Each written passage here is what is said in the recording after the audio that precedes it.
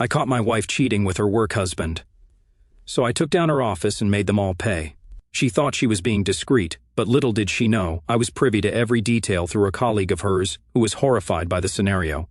While she plotted, I quietly strategized. Fortunately, I had plenty of time to cool my temper and prepare for the next showdown. The stage had been prepared, and everything would unfurl tonight after supper. So, is tonight the night? Deborah inquired. Yes, I'm finally going through with it. I'll wait until after dinner, bring him a beer, and then tell him the news. News I've firmed up. Just remember to stand your ground. He won't take it well, but you must remain firm, Deborah reminded me. I understand, exactly like we discussed. He doesn't have a choice. This is what works best for me, and if he genuinely cares, he'll understand. I comforted her. Exactly. Prepare yourself for the yelling and opposition. He'll struggle, but he'll eventually give in. Maintain a controlled, assertive demeanor. Allow him to vent, and he'll realize you mean business, Deborah advised. Right, and as far as he knows, it's only temporary. He'll reap the benefits once he's adjusted, and then everything will fall into place. Are you certain about this? John can be stubborn, I stated, voicing my concerns. Janet, John adores you. Yes, he'll be furious, but deep down he'll do anything to keep you happy, including accepting this, Deborah reassured me. Okay, I'll trust your judgment, I relented. Believe me, it took me several unsuccessful marriages to figure this out, but my present husband is entirely compliant. Give it time, and John will also fall in line. You'll have both the security of your marriage and the freedom to explore, Deborah revealed boldly. After finishing the day, I returned home to make John's favorite dinner. When he arrived, he greeted me with his usual "I love you" and a cheek kiss. Despite my efforts to appear composed, nerves still lingered. This represented a dramatic departure in our marriage. Nonetheless, I maintained the confidence that all would be worthwhile. Deborah had been sharing her experiences with a female-led marriage for quite some time, and she had noticed how satisfied her husband appeared in their dynamic. It convinced me that John would be happy with it as well. Dinner discussion flowed easily as we shared anecdotes from our day and discussed current events. It felt like any other evening supper to us. After dinner, I insisted that John rest with a beer while I took care of the cleanup. He hesitated, ready to help, but I assured him that I had everything under control. With leftovers placed in dishes and the dishwasher running, the moment had arrived. Pouring myself a glass of wine, I mentally braced myself for the upcoming conversation and entered the living room, ready to face the matter head-on. John, darling, we need to talk, I began, preparing myself for what was to come. Of course, sweetie. What's on your mind? He replied, his tone gentle. Okay, John, I understand this may be difficult to hear, but I feel compelled to do it. Please understand that this is merely temporary, I explained, hoping he grasped the gravity of the issue. Whatever it is, if it's significant to you, I'm on board. Your happiness means the world to me, he replied with startling calm. Thank you for being so understanding. So, we've been discussing starting a family, and I'm almost ready for it, but first, I'd like to address a few issues, I proceeded cautiously. That's great news, sweetie. What are you responsible for? He inquired excitedly. It was now time for action. I took a long breath, bracing for his response. Well, John, I need to explore several things before we settle down permanently. It's only a transitory period. After that, I'll be fully committed to being the best wife and mother possible, I confessed, hoping he wouldn't burst. That seems sensible, my darling, but what exactly do you mean by explore? He inquired, surprising me with his composure. I couldn't believe how well he was handling it. This was not the explosive outburst I had expected. I intend to date other men for a while. Please note, however, that it's entirely physical. You are the one I love. After a few months, I'll return to you and we can concentrate on growing our family, I explained, relieved that he wasn't erupting in rage. Well, Janet, it appears that you've already made your decision without my approval. I'd like to make it plain that I'm not in favor of this. I recognize that you are your own person, and I won't stand in your way if you believe this is what you must do, John replied calmly, surprising me with his collected reaction. Deborah's observations were proving accurate. Maybe John was more welcoming than I expected. So, Janet, how do you see it working? Will one of us be moving out, or are you expecting me to leave? Are you planning on bringing your dates here, or will you go to their homes or hotels? John's tone remained conversational. Well, I figured we'd still live here. After all, we're still married, and as I've stated, our intimate life won't alter. I may pay them visits from time to time, but I'll also bring them here. On those nights, you'd sleep in the spare bedroom. I don't see the need for a hotel when we have room here, I explained, attempting to remain calm while navigating the logistics. Okay, I'd like to underline that I disagree with this. However, I must urge that I won't be intimate with you while this is going on.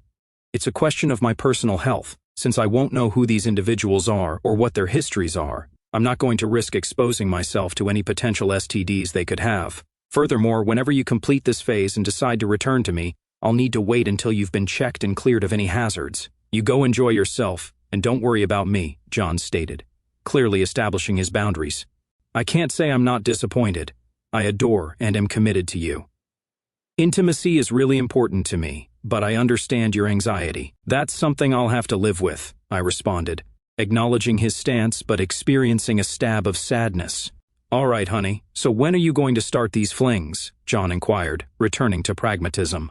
Deborah and I agreed to meet a few guys from work at a club tomorrow night. I'm not sure what will happen, but maybe I'll bring one of them back here for the night. We won't be intimate anyway, so maybe you could move into the spare room for the next few months, I proposed, trying to sort out the logistics. Okay, Janet, don't worry. I'll make sure I'm comfortable in the extra room by the time you return tomorrow night, John replied, returning to his newspaper without further ado. I was amazed by John's maturity in handling the situation.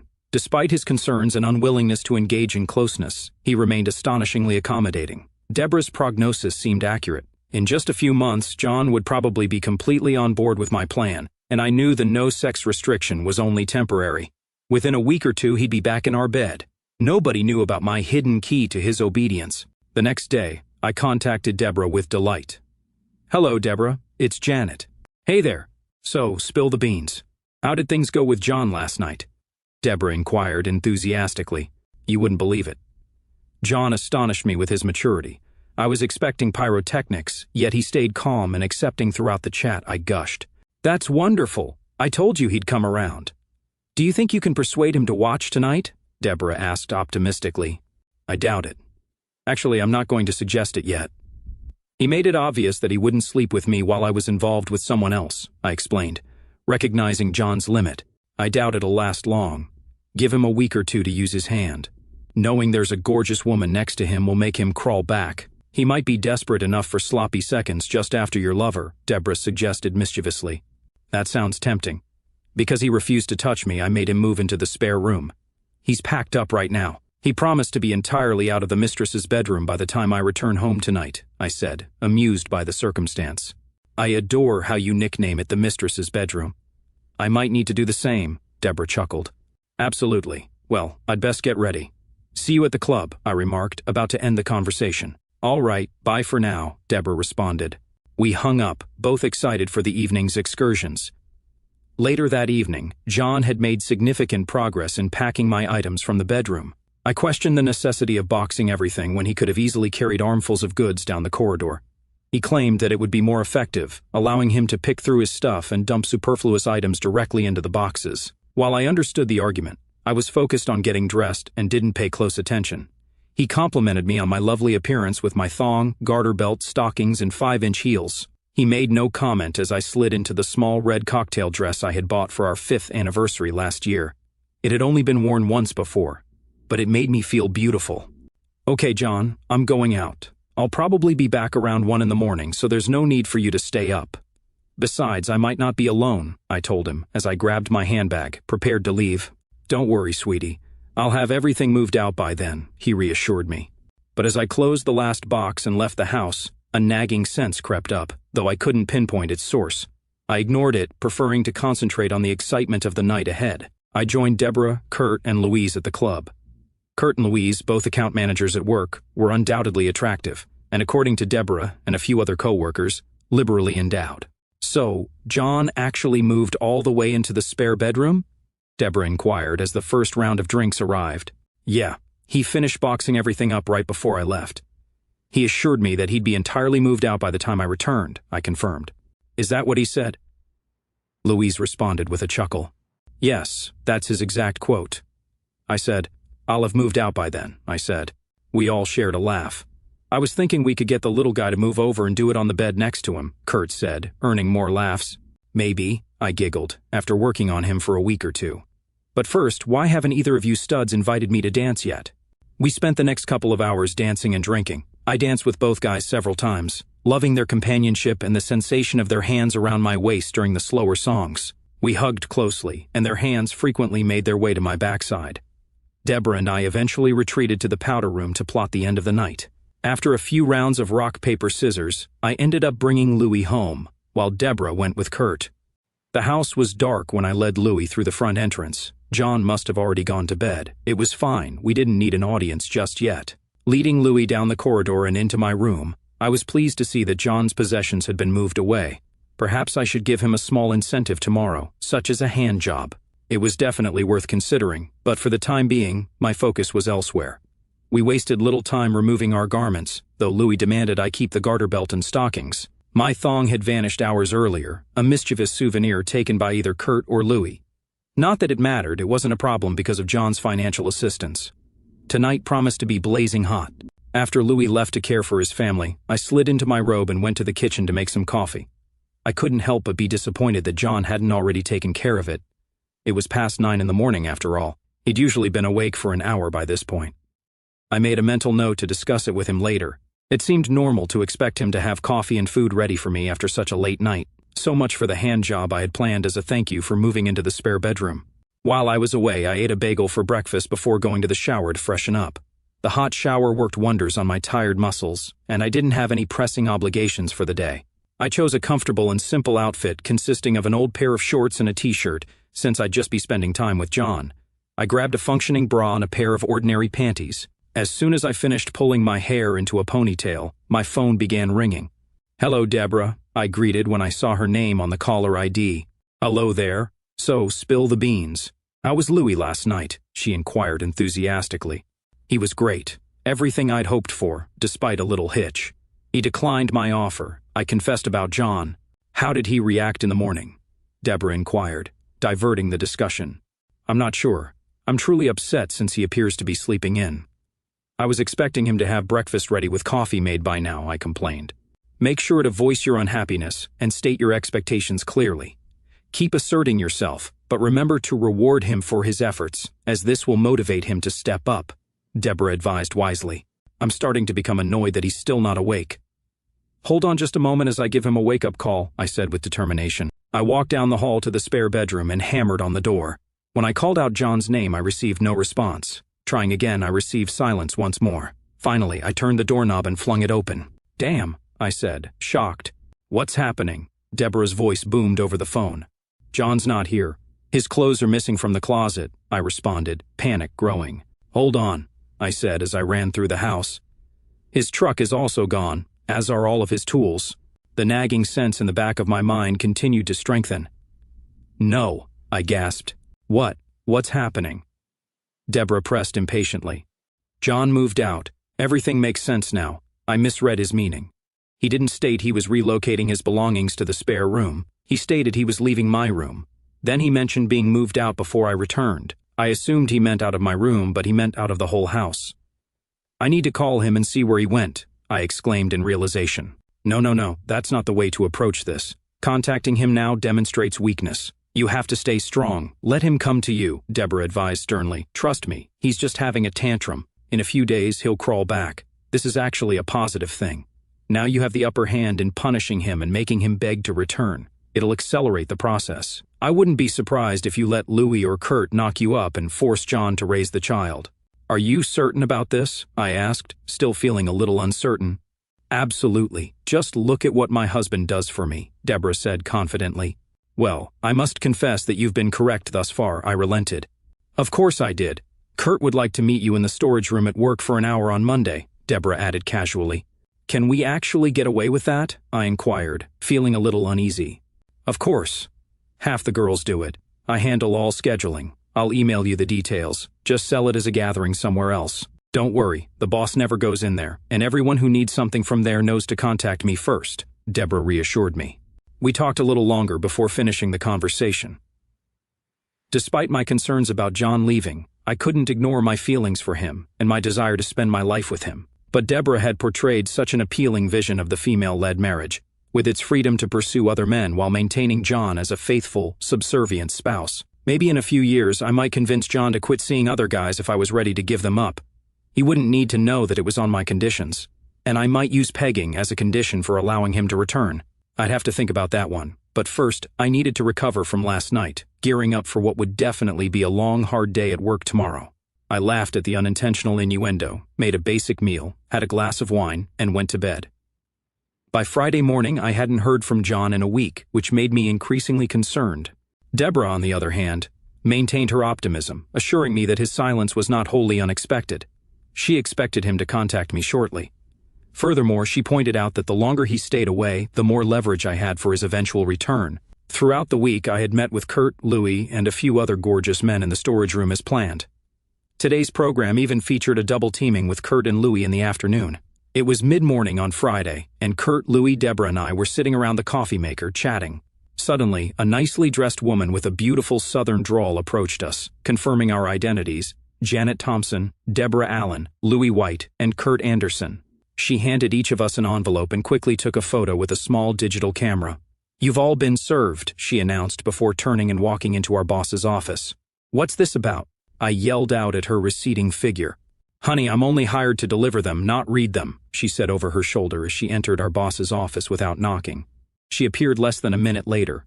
"Y'all have a wonderful day now," she chirped as she departed the building. Filled with foreboding, we all opened our envelopes at the same time, exposing requests for dissolution of marriage. Panic set in as I read the reason listed: infidelity. Frozen in shock, I looked up to see that Louis and Kurt's emotions mirrored mine. "Damn," they both murmured as their cell phones began to ring. The situation quickly worsened as Louis and Kurt received calls from their wives, who had been given evidence of their infidelity. Moments later, their belongings were unceremoniously pushed out the front door, leaving them in search of alternative housing. The anticipated delivery of divorce papers loomed over them. "What the hell?" erupted from the interior of our boss's office, forcing him to walk out and face us with rage in his voice. He shouted our names for everyone to hear: Thompson, Allen, White, Anderson, get your asses in gear. My stomach sank as we obediently filed past him into his office. The door slammed shut behind us. Bad didn't even begin to cover it. "Could any of you idiots explain this to me?" our supervisor demanded, holding out a manila package in front of us. None of us dared to speak up. "Fine, I'll enlighten you morons. It appears that the corporation is being sued for failing to follow the moral code contained in our employee handbook. Any guesses on why?" Once again, silence greeted his inquiry. "Let me clarify. We're being sued because Mrs. Thompson can't keep her legs together, Mr. Anderson and Mr. White can't seem to control their impulses, and Mrs. Allen has turned our warehouse into a brothel." Now, can anyone guarantee me that these statements are false? Can any of you confirm that, at the very least, these occurrences didn't happen on corporate time or property? Anyone? No? Unbelievable. What in the heck were you idiots thinking? And the cherry on top? I can't fire you until this problem is resolved, thanks to that awful court order. Now get out of my office until I decide what to do with you. With heads lowered, we shuffled out of his office and back to our own desks. It was difficult to concentrate after that shock. At least I had a job.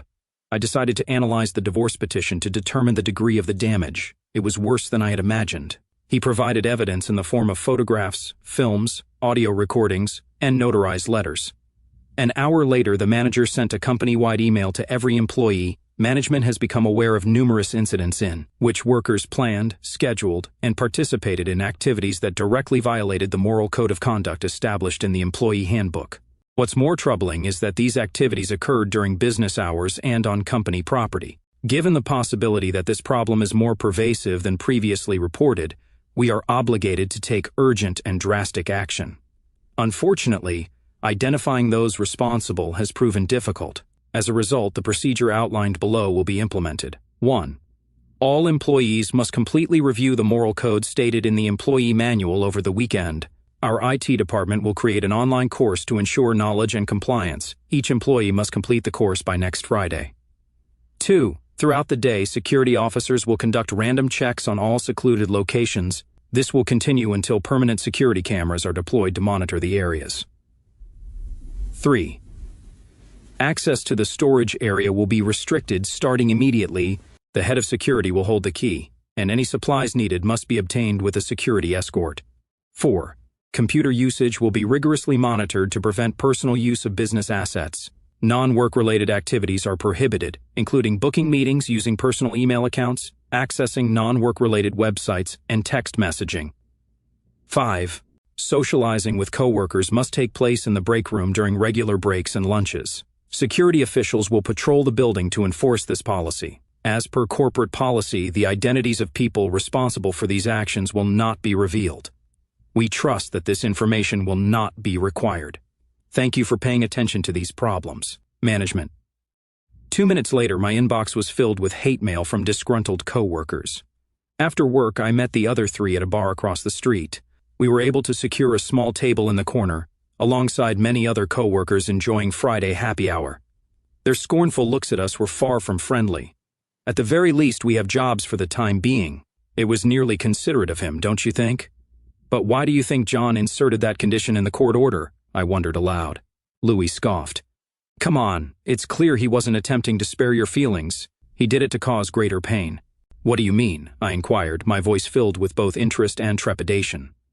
Alimony. It might not matter because he's citing adultery. However, this is only insurance against that possibility, Louis said. If you're employed and earning, a judge is unlikely to order alimony. If you lose your job and struggle to find another, a sympathetic court may offer you financial assistance until you get back on your feet. So, you keep your job until the divorce is finalized. Once that's completed and a settlement with our firm is made, we may all find ourselves out of employment without alimony. This wasn't intended to aid you. It was all about shielding his own back. I'll just quit on Monday then, I declared, striving to exert control over the situation. Good grief, are you actually a natural blonde? Kurt noted. What do you mean? I asked, feeling a little defensive. Resigning is like raising a red flag to the judge, Louis remarked coldly. If you quit your job after receiving divorce papers, it'll appear that you're attempting to manipulate the situation to obtain alimony. Trust me, the judge won't accept any other reason. You'll be viewed as someone attempting to game the system. Your best hope is to hold on to that job for dear life and save every penny you can. It's going to become worse for Louis and me, Kurt chimed in. Given our children's involvement, our wives are likely to receive alimony and child support awards. Consider the chaos that ensues when we unexpectedly lose our employment and are unable to find anything comparable in terms of pay. Alimony and child support payments are made depending on our current incomes at the time of enforcement, I muttered, letting the weight of the situation sink in. This whole female-led marriage thing didn't sound so good anymore. I decided I needed to have a serious conversation with John and figure things out. As much as I wanted to support my friends, losing my spouse was not an option. What was I even thinking? Forget my buddies. If putting them under the bus could preserve my marriage, then let the tossing commence. I quickly grabbed my phone and prepared to make the call. We apologize, but the number you phoned does not accept calls from this number. Damn. Give me your phone, Deborah. Why? Because John has blocked my number. I need to talk to him and resolve this storm. She handed me her phone as my 3 companions stared at me suspiciously. We apologize, but the number you phoned does not accept calls from this number. Damn, he blocked your number too. Try Kurt or Louis. Not a really good idea. I'm attempting to repair things here. What do you think he'll do if he discovers that the first call I make to him is from the phone of one of my lovers? I said. Yes, I understand he already thinks I'm foolish at this point. I can't even deny it, given what transpired at the office today. I can only say that I received a tremendous wake-up call. I was in full panic mode. How do you locate a partner who's purposefully avoiding you on a Friday evening? Staking out his workplace was pointless because it was closed, and he didn't work weekends. With our cell phones and most likely our home and work phones blocked, direct conversation was out of the question. Face-to-face seemed like the only way I could find him and confront him head-on. Forget my pride. Forget about the marriages of the other women. Right now, all I wanted to do was reconcile with my husband. I scanned through my contacts, hoping that one of his buddies might have a clue. Unfortunately, none of our mutual friends appeared to know anything. Well, that's not fully correct. Those who still spoke to me had no knowledge, but those who now detested me knew everything. They weren't about to help me, though. Instead, they scoffed at my demands for help, refusing to even relay a message. It was humiliating. As I hung up the phone after my futile attempt to contact John, I sank lower into my seat, nursing my 4th drink. Just then, Louis spoke up with what he likely thought was a stroke of genius. Well, he began. Since our lives have already been wasted, why don't we go to Janet's and spend the night as a foursome? I couldn't believe what I heard. Did he truly believe that was a good idea? Perhaps to him, but after receiving this reality check, I couldn't entertain the thought. Despite feeling as if everything was falling apart, I clung to the sliver of hope that John and I could save our relationship. That hope would vanish in an instant if I agreed to Louis' suggestion. Politely declining, I suggested that Deborah take them home with her. I had a husband to try to reclaim, and I wasn't about to blow that chance. Over the weekend, I tried every possible method to find John, from searching motel parking lots for his truck to driving by his friends' houses at various times. I investigated every possible avenue, I even tried to tail his best friend, hoping he would lead me to John, but despite my efforts, I came up empty-handed. I stationed myself across the street from his workplace on Monday morning, waiting for him to arrive. However, as the morning progressed, John never showed up. Disheartened, I lingered for another hour, but there was still no sign of him. By then, I was already late for my own job, but I was beyond caring. The impending settlement meant my employment status was precarious anyway. Bracing myself, I entered the office and approached the receptionist, hoping for some information on John's whereabouts. Unfortunately, I learned he was on leave for the next 2 weeks. Ignoring the boss's glare, I trudged into the office, already 2 hours late. At this point, I had exhausted all conventional means of reaching John. Phones were either blocked or risky to use, his friends were uncooperative, and I couldn't even get a message to him at his workplace. Showing up unannounced at his doorstep wasn't feasible, and I had no interest in postal correspondence. As I settled into my desk, a glimmer of hope emerged: email. John was diligent about checking his emails. With nothing to lose, I decided to give it a shot, praying that he hadn't blocked my emails. It was worth a try. John, I won't attempt to fabricate excuses, as it would only waste our time. I must admit I seem to have caught a sudden case of foolishness. It's not fair to blame Deborah. I made my own misguided decision, yet the allure of her talk about a female-led marriage seemed irresistible at the time. Deep down, I knew better than to think you'd entertain such an idea. It took a metaphorical blow to the head for me to snap out of it. I'm awake now, profoundly embarrassed, and genuinely sorry for my actions. I understand if you can't forgive me just yet, John. Despite my recent behavior, my love for you remains unwavering. Please don't blame yourself. This was entirely my doing, born out of sheer idiocy and selfishness. John, my love, though I know I don't deserve it, I beg for your forgiveness. I'm pleading for another chance, willing to do whatever it takes to earn your trust back. I see now how foolish I was to pursue following her, and I'm eager to embrace a monogamous future with you. Yes, John, I'm committing myself completely to you, ready to carry out your every demand. I comprehend the significance of the word anything. Thank you, John. I put everything on the line for you because it was a condition of my return to you. I've already had STD testing and the results should be available in a few days. Just let me know where to mail them, and I'll make sure you get them right away. John, you are the finest man I've ever known. I trust that you would never purposefully injure me, even if I deserved it. I acknowledge all of this. I'm not asking you to forget or trust me again. All I want is the chance to be yours in whatever manner you like. I want nothing more than to reunite with you, even if that means accepting the end of our marriage.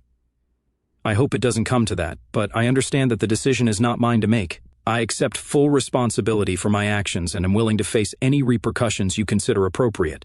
Regarding Deborah, Kurt, and Louie's lawsuit against my company, Deborah tricked me into joining in this scam, and Louie and Kurt took advantage of the situation. As you're aware, I'll be sacked after the litigation is resolved. We're all accountable. Feel free to handle them however you see fit. I'm even willing to help if you want. From now on, I voluntarily submit to you, your dedicated servant, Janet. Fortunately, John had not blocked my email yet. Even more incredible was that he actually read it. Of course, he didn't entirely believe my words. After all, I had already broken the most important commitment I had ever made, forsaking all others. Given my failure to keep that promise, it was logical that he would question my commitment to any future promises. All I could do was show my sincerity to him through regular behaviors over time. It's been 2 years since I sent that email. Following the settlement of the company litigation, Louie and Kurt became heavily involved in the turbulence of their divorces. All 4 of us were quickly fired from our positions. Louie and Kurt eventually found new employment, despite much reduced salaries. They were forced to move to a cramped 2-bedroom apartment in one of the city's most unattractive neighborhoods, where they struggled to make ends meet. They discovered that their social lives had dwindled to almost nothing. Their ex-wives took advantage of the situation to distance their children from them. I've heard that both women are now in happy relationships. Regarding myself, John consented to my proposal of being his submissive. Yes, John wanted to test my commitment to see whether I could keep my vow if I wanted to reunite with him. I had no choice. It was a difficult 6 months, but he ultimately relaxed a bit. Now he only brings other women home every few months. After losing my job, I stopped working completely. John was promoted and now makes enough for us to live comfortably without my salary. I mostly stay at home, caring for our 2-year-old twins and managing the household. Most of the time, I am not dressed. Although John recently suggested that I'll need to start wearing clothing at home soon because the kids are growing up, and it would be weird otherwise. However, for the time being, I only dress when we leave the house or have company around. I still answer the door naked for deliveries. Deborah's still married, sure. She was also fired, but no one expected her to face serious consequences. She had great influence over her husband. She'll just find another job and her life will go on as usual. Life is not always fair, yes? Right. Marcus wasn't the subservient pushover that everyone assumed he was. When he had gathered all the proof, he became outraged. I've had a terrible 6 months, but it's nothing compared to hers. When he felt she'd had enough punishment, he served her with divorce papers. He was tormenting Deborah. He was secretly liquidating all their assets and protecting them. He gave her the house after refinancing and claimed all the equity, then disappeared. She lost her home and all her money, but she did manage to find another job. It paid only half of what she had been making previously. In addition, she earned a bad reputation. She still goes on dates, but the men are only interested in one thing, getting in her trousers. She isn't dating right now because she still needs to finish another month of antibiotics. You may wonder why I tolerate this predicament, or maybe you find it humorous that I'm getting the penalties I deserve. If you're outraged because John didn't abandon me, know that I thank God every day for his mercy, even though I know I'm deserving otherwise. I must endure because I simply cannot imagine life without the love of my life by my side. Yes, John punishes and degrades me, but he still loves me. I maintain the right to depart whenever I want, and John has promised me fair treatment in the event of a divorce. Nonetheless, I declined his offer. He is an excellent father, partner, and spouse, and I want nothing more. I became so obsessed with the idea of a female-led marriage that I lost sight of what was genuinely important. Instead of finding fulfillment in an equal partnership, I've adopted a submissive role toward my husband. It was not the road I had envisioned, but I'm satisfied with it. Here is the next story. My name is Lester Anderson, and it's been 1 year since my world broke into a million irreparable pieces. To say it simply blew up isn't fully correct. I played an important role in its demise. I orchestrated its destruction and then walked away amidst the commotion, aided by perhaps 60 accomplices who participated in the deception. My wife, regrettably, was one of those conspirators, and there was a sick joy in seeing them all brought down alongside her. Prior to this seismic transformation in my life, I was blissfully clueless, a happy husband, madly in love with his wife, basking in the bliss of our joint existence. Our 5-year marriage felt like a dream, a comfortable household, cherished friends and neighbors, successful careers and supportive families. Financially secure, we were creating a future together. But it took an unexpected turn. I wish I could provide some rationale, a thread of logic to help untangle the mystery of our relationship, but the reality escapes even me. She was my college sweetheart, kind, witty, and affectionate. She never demonstrated any signs of adultery, flirted with other men, or dressed provocatively. I never questioned her faithfulness. I work in a research and engineering facility that specializes in cutting-edge electronics for prestigious clients, such as the National Security Agency and the military. We affectionately call it Geek Central. The odd thing about us geeks is that, while we thrive on the complexities of our professional lives, we keep things refreshingly simple at home. What you see is what you get. There's no elaborate deceit because, simply, we're not adept at it. Some may perceive our demeanor as adolescent, and it may be interpreted as such by traditional norms. We enjoy telling silly jokes, discussing esoteric movies and literature, and delving into complex minutiae. Regardless of our seeming sophistication, we don't have a high level of social finesse. However, one thing we hold dear is our dedication to honesty. In our world, honesty is not simply a virtue, it's the foundation of our reputations and, thus, our careers.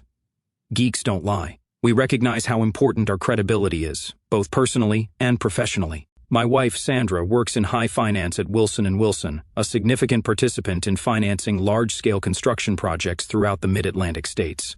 Despite their considerable influence in the industry, I've noticed that many of Sandra's colleagues lack the academic credentials I'd anticipate. While they have a great understanding of financial topics and excel at spreadsheet programming, I frequently feel out of place when speaking with them. This division was underscored by an incident involving our decision to name our 2 cats, Oscar and Nat, which reminded me of my high school days. One of Sandra's coworkers recommended we use names of more well-known figures, demonstrating the contrast in our opinions.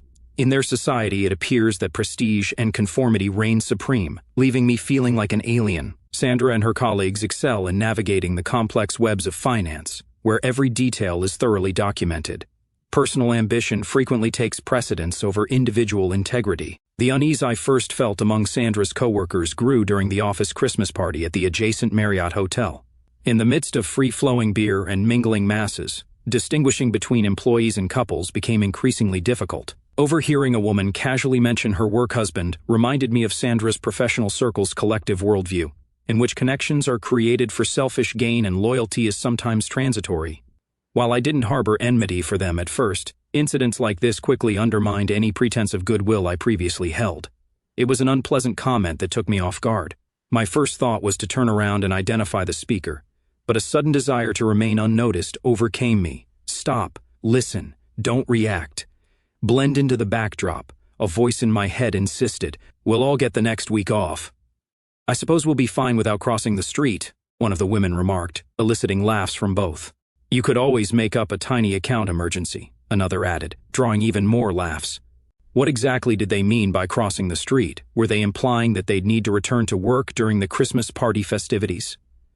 The ambiguous discourse made me feel uneasy. Regardless of my discomfort, I reassured myself I made the proper decision in marrying Sandra. Whatever they were implying, it couldn't be good. With that, I pushed the uneasy feeling aside and resumed the festivities. For the next 3 weeks, the episode faded from my memory. However, on a Friday evening, as I mounted the carpeted stairs from our basement, I heard Sandra's voice above. All right, I'll take care of it. What exactly is the point of having a wife? She chuckled. Wife? What's that intended to mean? I pondered aloud. I turned the corner just in time to see Sandra hang up the phone. What was that about? I inquired, trying not to seem accusatory. She was visibly shocked as I approached. That was Martin Harris. It's work-related. I have to go into the office tomorrow, and we'll have some late evenings next week.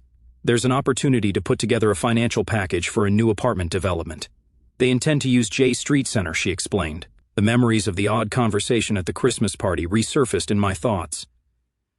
This sounds like a minor account emergency, I remarked. Sandra chuckled. I wouldn't call it an emergency, but it's an opportunity we can't afford to overlook. I couldn't help but voice my disappointment. We've both been working long hours this year. I was hoping we could take things easy this month and spend more time together. Please, sweetie, don't be upset. These opportunities don't come around often. You must seize them while you can, or they slip away, Sandra reassured me. I'll make it up to you. Her mention of wife caught me off guard. What about the wife talk? I assumed you were my only wife. How many husbands have you had? I joked, attempting to bring some humor into the talk. Sandra's face flushed with astonishment as she realized I'd overheard her. Trying to hide it with a smile, she reassured me. Only you, silly. It's something we say in the office. We joke that we see more of our work partners than our real-life partners at home. It's simply some office comedy. Everybody says it. Despite her attempts to reassure me, her trembling palms revealed her underlying anxiety. I'll go in for a few hours tomorrow to get things started, and then we'll spend the rest of the weekend together, she promised with a forced smile. The rest of Friday night passed calmly, and Sandra left for work on Saturday morning as if it were any other day.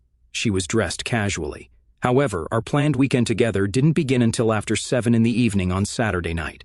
Please don't misunderstand me. I value hard work and understand the necessity of fulfilling deadlines. However, what bothered me was the air of concealment that permeated our marriage. I couldn't avoid the notion that our relationship was much more secretive than I had previously assumed.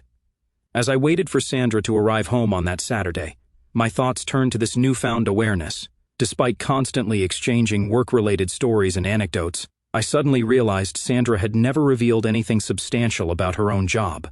It dawned on me that she had created a significant barrier between her job and home lives, a divide I'd never fully recognized before.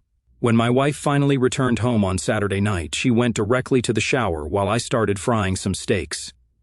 Despite my efforts to concentrate on cooking, my mind remained fixated on that uncomfortable wife remark. Even if it was intended innocently, it irritated me. 2 phrases from the Christmas party kept repeating in my head like a broken record. One was work husband, and the other was crossing the street. I couldn't stop thinking about whether these statements had literal or figurative meaning. Given Sandra's office location, I couldn't help but consider the possibilities. Across the street were 2 noteworthy buildings, one a large medical office and the other a Marriott hotel. It seemed to me that many of the attendees at the Christmas party appeared to be intimately familiar with the hotel's layout, which sparked a flurry of worrisome thoughts. While I tried to justify their regular visits as business lunches or client accommodations, my foul mood sent my thoughts down worse lines. That week, feeling an intense need for a break from the lamp, I made the deliberate decision to eat my lunch in the privacy of my car. As fate would have it, my parking spot was perfectly positioned just a block away from my wife's employment, giving me a clear view of the street that connected her office and the Marriott. What happened before me left a bad taste in my mouth. Around 11:45 in the morning on Monday, shortly before lunch, I noticed numerous couples walking across the street and disappearing into the Marriott. By 12:30, the couples had quietly returned to their separate offices, not a single 3- or 4-person group, but rather pairs. While I didn't see my wife among them, my anxiety grew. The next day brought a similar sight, different couples but the same questionable behavior. I considered continuing my investigation by studying the hotel lobby, but the chance of being recognized, particularly by Sandra, put me off. In a desperate move, I did something I never thought I'd do. That very afternoon, I hired a private detective named Tristan Howard. I briefed him on what I had seen and explained my desperate desire for answers, providing him with a photo of Sandra. His counsel was both confusing and disconcerting. Don't linger on it. Return to your normal routine and trust that if there's something to be found, it'll be revealed eventually. Though I expressed my hope that my suspicions were unfounded, I returned to work, dealing with a flood of emotions. My investment in his services paid off on Thursday morning. He sat me down in his office and told me the hard truth. My greatest concerns were confirmed. On Wednesday morning at 11:45, my wife entered the Marriott lobby with Martin Harris's arm wrapped around her waist. After a brief pause at the registration counter, they were given a key and ascended to the 4th floor, where they remained until around 12:40. Tristan, with his ability to obtain inconspicuous information, had a private talk with the desk clerk, shedding light on a depressing reality. My wife and her supposed work husband were regulars at the hotel. This revelation came at a low cost of $1,300, according to Tristan, who warned me that collecting incontrovertible evidence would cost more. Despite my emotional struggle and self-loathing for harboring such ideas, I vowed to seek concrete evidence, even if it meant diving into the darkest recesses of my mind to accomplish this. Tristan recommended a plan that included desk clerk participation and targeted room leases. He would determine which room my wife and her colleague would occupy on their next visit, renting out nearby rooms to install unobtrusive video surveillance. It required additional expenses, including a bribe, but I was determined to spend whatever it took to find out the truth. The last 7 days have been excruciatingly unpleasant. I tried to separate myself from Sandra as much as possible, but she couldn't help but notice my strange behavior. Dismissing her questions with vague references to work, I doubted she believed my feeble justifications. Despite my best efforts to preserve a sense of normalcy, my sadness was evident. When Sandra indicated a desire for intimacy, I grudgingly agreed, convincing myself that if I hadn't discovered anything substantial yet, there might be nothing to find. However, while we made love, my heart was heavy with a mix of rage and despair. My marriage seemed to be crumbling in front of my eyes, but I lacked clear evidence and a logical explanation for my worries. Tristan's call from the clerk only confirmed my worst fears. He reserved the room for the next Wednesday morning and evening, and I found myself sitting in his office on Thursday morning, clutching the evidence that had devastated my world, watching the heartbreaking 40-minute film of my beautiful wife, the center of my existence, engaging in intimate actions with her alleged work husband, Martin Harris, left me completely shattered. During times of turmoil, a geek's mind can travel down unexpected avenues. I remembered an old story about a man finding his wife's infidelity and threatening her lover with a revolver, warning, "Don't laugh, you're next." But I promised to keep a sense of order amidst the mayhem. They would suffer the consequences of their betrayal, and I would muster the courage to walk away. Before tackling the matter head-on, I knew I needed some time off. Being under the same roof as Sandra was smothering and awful, so I scheduled the remainder of the week off, alleging a need to be at Wallops for the weekend. If someone questioned me, I quickly packed a suitcase, left a letter, and set out on a journey westward.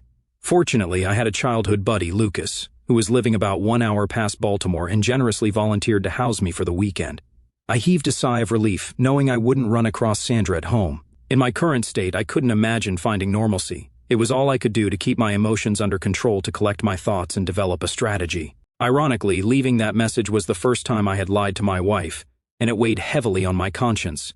But in that moment, escape was critical, and I wasn't ready to show my hand just yet. As I drove west, I found myself asking fundamental questions about the woman I knew so well. Had she mastered compartmentalization to the point that she could rationalize having 2 husbands? One thing was very clear: my wife had confused trust for naivety. I was never naive, and misleading a husband who had complete faith in her was no easy task. The era of blind trust was over. My marriage was in shambles, awaiting its ultimate demise. Childhood buddies have an incredible ability to see across decades. They know you inside and out, your history, present, and innermost thoughts. There's no hiding from them. Within minutes of my arrival at Lucas's house, he read the turmoil on my face and delivered the awful news. His reply reflected my own boiling rage. But it was his wife, Tiffany, who persuaded us to control our fury and address the problem rationally. She didn't defend Sandra, rather, she encouraged me to think about my aspirations and avoid behaving rashly. A woman's perspective is frequently required to gain a true grasp of the social dynamics at play. While my rage was centered on my wife and her supposed work husband, Tiffany's emphasis widened to encompass the larger backdrop of the workplace.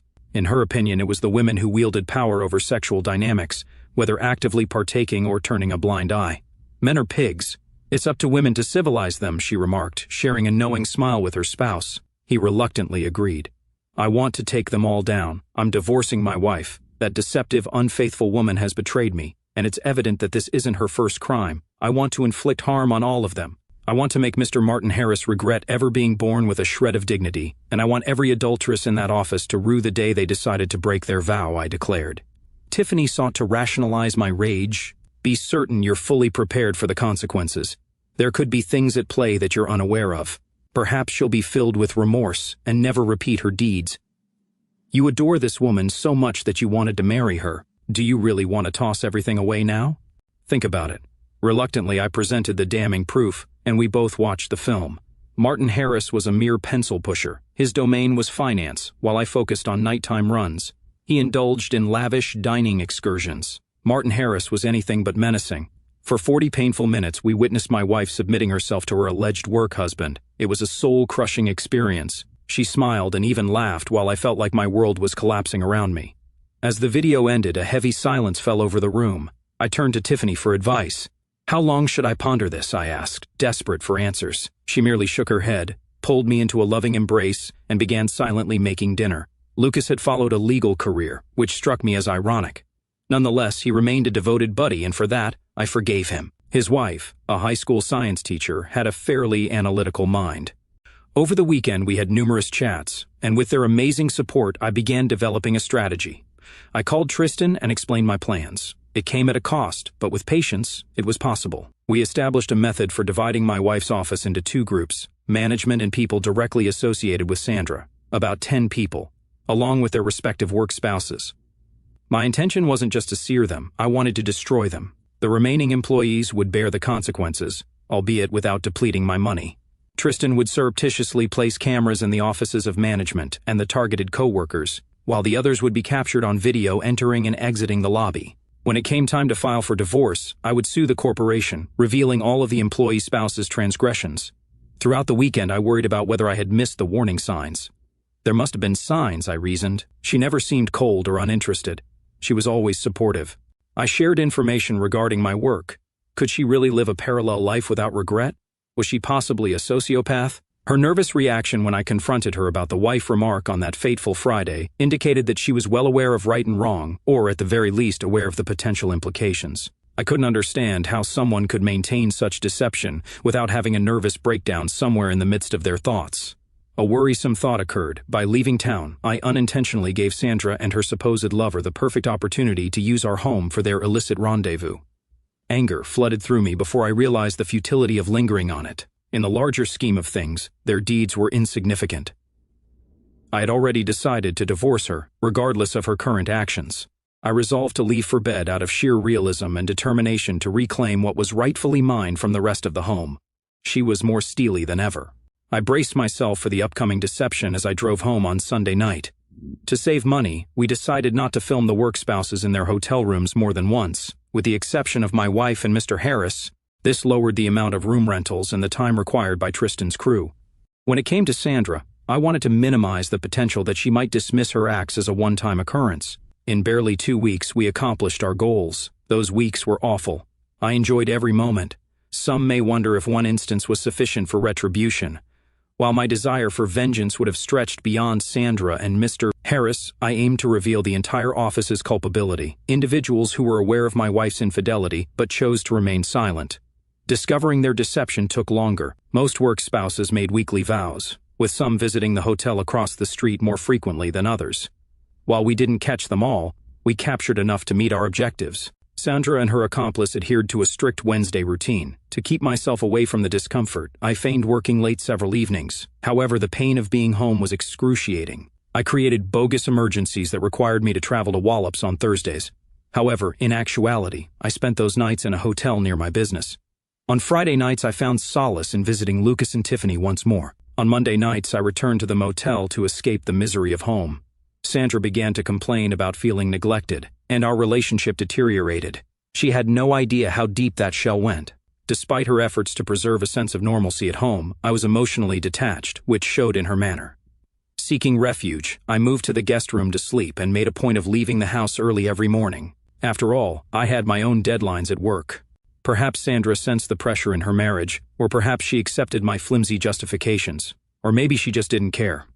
Regardless, it didn't stop her from having Wednesday lunches with her work husband. If anything, their lunch breaks appeared to lengthen. It became clear that infidelity was common at her employment, with a sizable section of the personnel, including several top executives, engaged in extramarital affairs. The rot began at the top, as the phrase goes. Months later, upon reflection, I saw a glaring omission in the 3 videos I'd watched. They didn't mention me once. Neither he nor she spoke negatively about me or felt the need to defend my honor. What stung even more was the fact that she was wearing her wedding rings throughout those encounters, a silent monument to her disregard for our marriage. It was as if I were invisible or non-existent in that element of her life. While there was a sense of warmth between the two lovers, it felt hollow, a lack of genuine intimacy as one would anticipate from a committed relationship. They were more than casual partners, but not true lovers. The instant I saw my wife and her work husband waltz through the lobby, his arm clutching her waist, on their way to their rendezvous, I knew the marriage was beyond saving. Watching them engage in their tryst reaffirmed that there would be no place for debate, justifications, or tired cliches. I was determined to end not only our marriage but also her entire workplace. I had no desire to hear her apologies or see her tears, and the idea of it being purely about sex was repulsive. 3 encounters would demolish any illusions about her fidelity. My lawyer diligently drafted the legal documentation, and Tristan handled the rest. On Monday morning at precisely 10 in the morning, a process server walked into Wilson & Wilson's offices, serving Sandra and Martin Harris at their desks. With methodical steps, he went to the CEO's office and served the corporation itself. It's almost ironic in retrospect that the CEO, Simon Wilson, was complicit in the identical infidelity I tried to uncover. At 67, he had a trophy wife who was half his age. What compelled him to seek solace in the arms of a 45-year-old secretary is a mystery to me. My phone kept buzzing at 10:20, but I silenced it without hesitation. Meanwhile, 5 of Tristan's operatives began distributing manila envelopes to the genuine spouses of all firm employees. Some received images, others videos, along with detailed reports that they could use in divorce proceedings. Martin Harris's wife was handed an especially large envelope. For others, a letter served as a wake-up call, informing them about the unsavory actions taking place at Wilson & Wilson and urging them to confront their husbands when they returned home. Each envelope carried a brief note. In the spirit of transparency, thank you to Sandra Anderson for bringing this to our attention. I couldn't help but wonder how many allies my deceitful wife would have by Tuesday morning. Wilson & Wilson's demise was sudden and dramatic. Following my complaint against the corporation, a flurry of 20 additional legal lawsuits emerged. Divorces spread around the office like wildfire, destroying even couples with little evidence of infidelity. Management's attempts to fire employees affected by the scandal exposed their own culpability in the mess. Innocent people fled, rushing to repair their shattered reputations.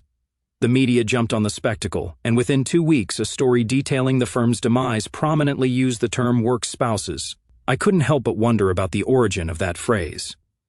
Perhaps it was invented by a naive husband who was unaware of the reality of corporate culture. Following the controversy, business decreased and the office closed within 2 months. For nearly 1 year, the once bustling skyscraper remained strangely vacant. Eventually, I found myself sitting across from Sandra in my lawyer's office. Tears flowed down her cheeks as she struggled to express regret. After weeks of receiving angry texts interspersed with denials, pleadings, and failed attempts at bribery and negotiation, she finally accepted some responsibility for her conduct. She blamed her misdeeds on the attraction and environment of high finance. I tried to understand the link between her infidelity and the financial sector, but it was clearly embedded in the society. However, her apology was short-lived. In an odd turn of events, she tried to shift the responsibility onto me, claiming that my failure to communicate my worries led to the issue. Ridiculous. You shouldn't have to tell your spouse to avoid extramarital affairs, let alone cultivate a work husband in the first place. Sandra's infidelity remained a confusing mystery to me, and she never provided an adequate explanation. All I could tell was that she had experienced a tremendous metamorphosis. The previously bright-eyed and seemingly honest woman with a passion for business had transformed into a deceptive and duplicitous individual, apparently led by the slogan, "What he doesn't know won't hurt him." Tristan informed me that their liaison only took place on Wednesdays during their lunch breaks, and they hadn't taken advantage of the opportunity to meet during my departure from home that weekend. It seemed as if Sandra practiced some weird type of dual marriage in which adultery was limited but not entirely eliminated.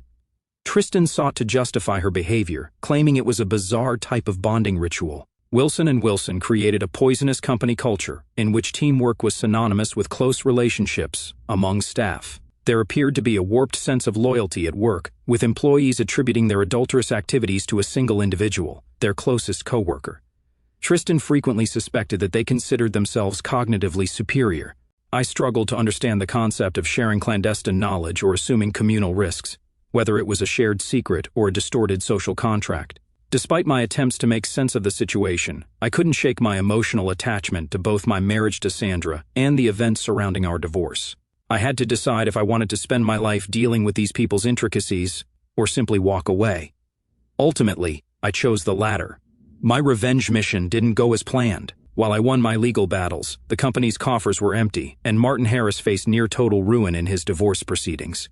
The irony wasn't lost on me. My actions had caused both the corporation's and Harris's financial demise, rendering them unable to satisfy the court judgments against them. My wife, who had lost her job, requested alimony after her divorce, but my lawyers successfully claimed that her unemployment was a direct result of her infidelity, and she was refused financial assistance. Even the heartbroken wives who had been hurt by their partner's betrayal carried hatred toward me for exposing the unpleasant truth, putting me squarely in their crosshairs. It was an unanticipated result in a large city where I could survive without their devotion. However, one person's reaction took me off guard. Emma Harris approached me one evening in a bar, radiating an obvious charm that drew my attention. She introduced herself and sat near me, her intentions apparent. "I'm divorcing my husband, but I want more than just revenge. I'd like to confess to him that I slept with his mistress's husband. Will you help me with this quest, Mr. Anderson? What do you say, Lester? Will you defile me and help humiliate the man who deceived your wife?" After some thought, I agreed. As it turned out, I had no regrets about my decision. Sandra's family was initially angry with me, but I decided to address the situation head-on by showing them the incriminating footage. They were filled with emotion after witnessing her betrayal, offering apologies and tears. Ultimately, they exonerated me of responsibility for the divorce, though they tried to urge me to give Sandra another chance. However, forgiveness evaded me. I couldn't remember Sandra ever asking for it, and my heart hardened. For more than 1 year, reflecting on the events of my divorce, I couldn't help but feel irony. Despite my experience in high-tech electronics, Sandra's infidelity was uncovered using simple means, such as a parked automobile, a bribe to the desk clerk, and off-the-shelf tiny cameras. It was a sharp reminder that even the most advanced technology cannot prevent treachery in matters of the heart. Reflecting on how easily I discovered their deception, I couldn't avoid the thought of how easily they might have hidden their affair. After overhearing a few chats, their misdeeds were clear. Couples casually crossing the street demonstrated a brazenness that bordered on arrogance. It begs the question, does anyone care about appearances anymore? It was nearly unbelievable that they had evaded detection for this long. It made me wonder if the world I lived in resembled the reality around me. Were such occurrences prevalent in the field where I worked? Those who boasted about their romantic triumphs were typically solitary figures, their sole friend being their own hand. Once again, I found myself on the sidelines, seeing the cool kids' antics from a distance. I occasionally see Sandra in passing, whether on the street or at stores. We never speak, and I'm unaware of her present pursuits. When our gazes meet, I notice a spark of grief in hers, but I can't bear to keep her stare for long. The sight of her still pulls at my heartstrings, a reminder of the life I once had, which is now in ruins. I've rounded a corner and am moving on a new path. Like a detonator, I set in motion events that shattered not only our relationship but also my own sense of identity. Thank you for spending the time to hear today's story. If you enjoyed this essay, please like it and subscribe if you haven't already. If you have a tale to share regarding your or someone else's circumstance, please don't hesitate to contact me. Take care.